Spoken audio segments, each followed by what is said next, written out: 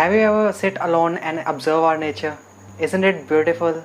From deserts to forests, from mountains to beaches, how exciting our adventure it is. But is it actually what it is? See, on a regular basis we ever use our objects and we touch them, we feel them. Is there any possibility that a pen can change to pencil just by touching it? Or a pillow can change to a bed sheet just by touching it? No, that's not the case in our classical world.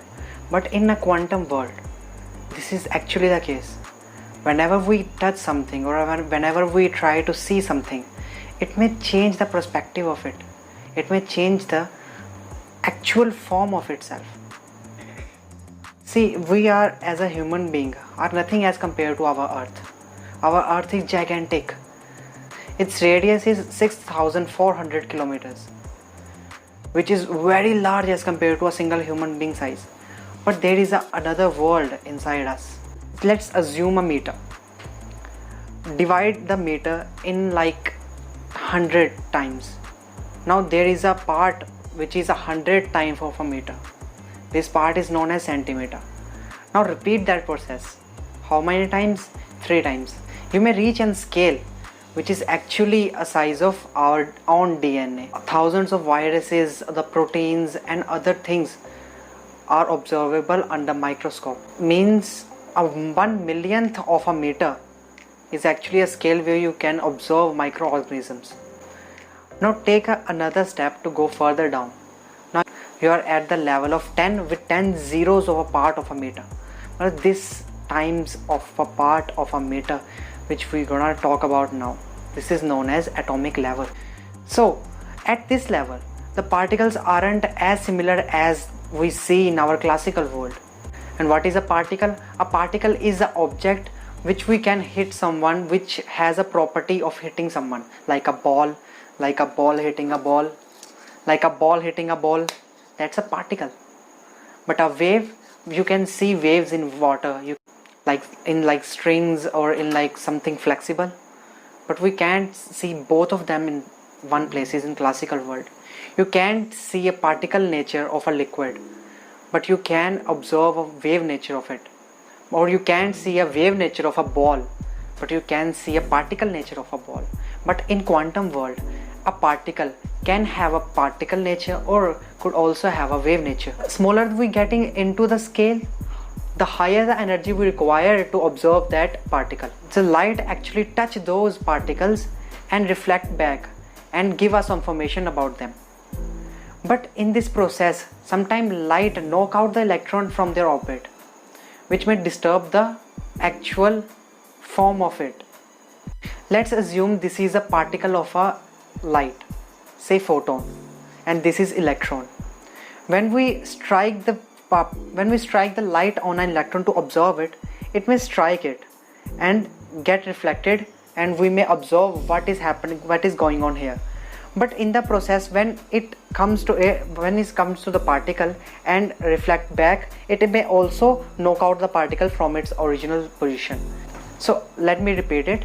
If you strike a particle of a light on a particle or electron or anything you want to observe, if you strike that particle on that thing and it get reflected and give us information, in that mean process the particle itself disturb its formation, and it may excite or it may decline, but it will not be in its original state. So this process was addressed by Heisenberg with his uncertainty principle. In that principle, he theorized that either you can measure the position of a particle or momentum of a particle. That's one way of looking at it. Means if you want to know the position of a particle and you strike a particle on it, or strike a wave on it, or strike a photon or light on it, it may disturb the actual original formation of that particle. You may get the result as its original position, but you can never say what was the momentum of that state. Let's assume there is a wave.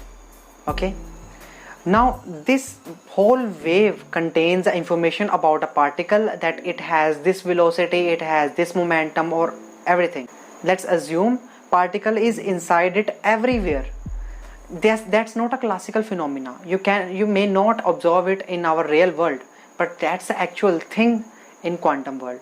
A particle can exist in different points at the same time, which is known as wave function, which actually consists all its information of its velocity as well as the momentum and mass. When we try to observe its position, we may get it all along this, or we may get it along this. So what we are doing is we are collapsing the whole wave function into a single point. So when we observe that, we cannot actually measure the whole thing. So either we can measure the whole thing, or either we can measure the point where we can see its position. So are you getting it? So there is an uncertainty. Now you are getting it. So there is an uncertainty. Like how much we can observe the particle in that wave function, or how much we can observe the particle at this particular point. There is an uncertainty between it. We can either find this wave function, or we can either find its position. We can never find both of them simultaneously. So in our previous example, we can either say if the particle is moving in this direction or this direction, or we can strike a light and see its position, and it may get distracted from its path, or may get excited and start revolving around this orbit. It will not be able to obtain its original orbit as it was in. So by observing it, we are actually changing its original state. So that's the whole thing he theorized. In mathematical form, we can say the uncertainty is there, means the product of uncertainty of a particle's position and uncertainty of a particle's momentum. When we get product of both of them, we may get a very small number which is greater than 0, known as h cross. So in mathematical form, the whole formula is delta x and delta p is greater than equal to h cut by 2, which means there have to have an uncertainty between these two. We cannot find both in same. When we let's try to explain this mathematical formula to simplify it. So this thing here, delta x, is actually the uncertainty to finding a position of a particle.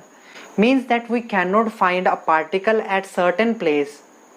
The error is represented by this delta x. The error of finding the particle in a certain position is defined by delta x, and error of finding momentum in this whole packet is measured by delta p. So when we product these two parts, we may get a number which is equal to or greater than to this constant, which is known as Planck's constant.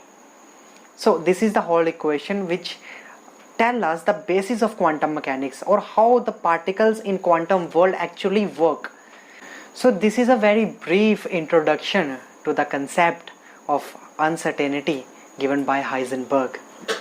You may find the actual experiments done by experts on YouTube, like Dr. Lewin actually performed experiment, which I will give a link in the description below. So this is all for today's video. If you like it, press the like button below. If you really wanna appreciate my content, do subscribe to the channel.